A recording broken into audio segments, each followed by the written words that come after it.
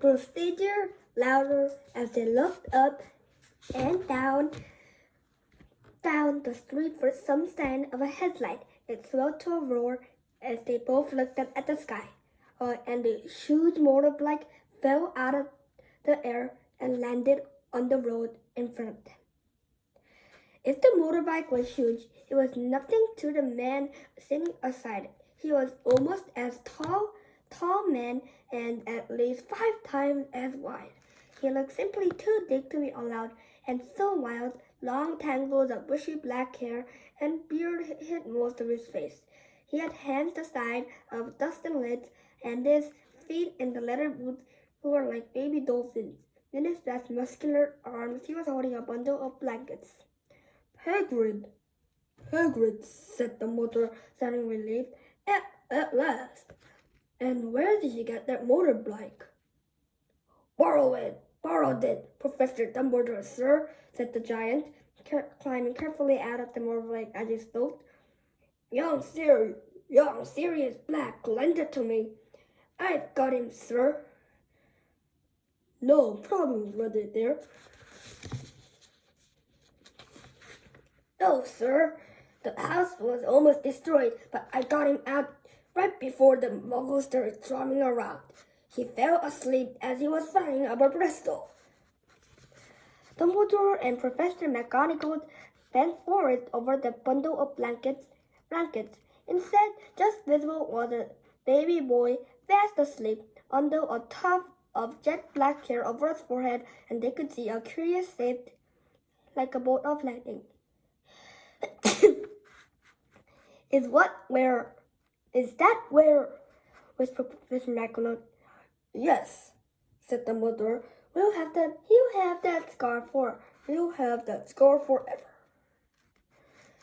Couldn't you do something about it, Dumbledore? Even if I could, I wouldn't. Scars can come in useful. I have one myself above my left knee, which is a perfect net of the London Underground. Well, give him here, Hagrid. We'll better get over with this. Dumbledore took Harry in his arms and turned around to the Dursley's house. Could I say goodbye to him? asked Hagrid. He bent his great shaggy head over Harry and gave him what must be a very special whiskery kiss. Then, suddenly, Hagrid howled like a wounded dog. Ah! Shush! Hissed Professor McGonagall. You wake up the muggles. Sorry, sobbed Hagrid, taking out a large spotted handkerchief and burying his face in it. But I can't stand it. Lily and James are dead, and poor Harry after lived with muggles. Yes. It is very sad, but get a grip on yourself, Hagrid, or you'll be found. Professor McGonagall whispered, patting Hagrid gingerly on the arm as Dumbledore stepped over the low garden wall and walked to the front door. He laid Harry gently on the steps and took out a letter out of his cloak, tucked it inside Harry's blanket, then came back to the other two. For a few minutes, the three stood and looked at the little bundle. Hagrid's shoulders shook. Professor McGonagall blinked furiously at the twinkling light that was shown from Dumbledore's eyes and seemed to have gone out. Well, said Dumbledore fondly, that's that. We have no business staying here. We may as go and join the celebrations. Yeah, said Hagrid in a very muffled voice. I better get this bag away.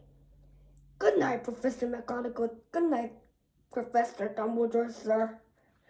Wiping his streaming eyes on his jacket sleeve, Hagrid swung himself on the motorbike and kicked the engine into life and rose into the air and off into the night.